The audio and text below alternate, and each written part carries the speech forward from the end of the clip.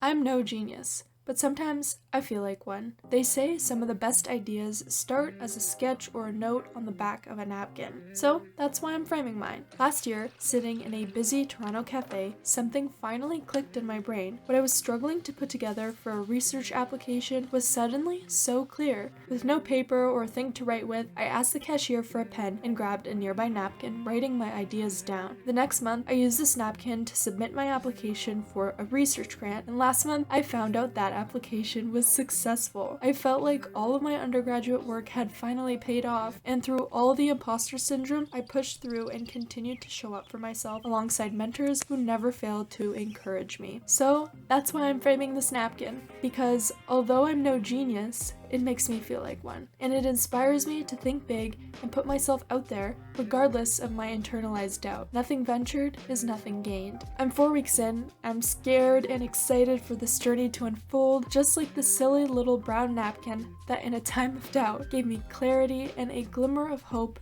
in myself and all that I can do.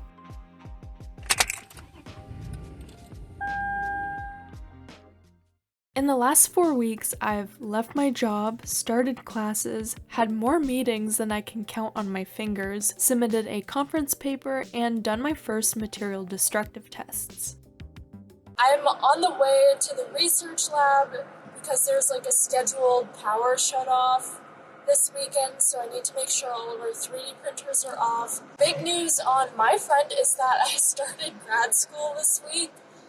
I am officially a master's student in mechanical engineering.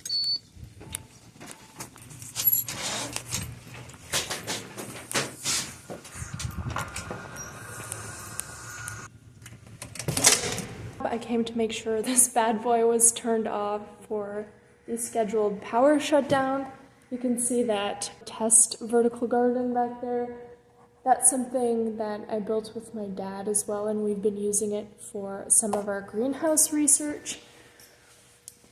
Welcome to the lab. Since I don't often use this machine, I just double checked in the manual. This is the power on button, so by it flashing, I'm pretty sure this is powered off just fine. Peep this battery that we had to get changed because the mains board on the printer wasn't working properly, so thank you to our electrical technician.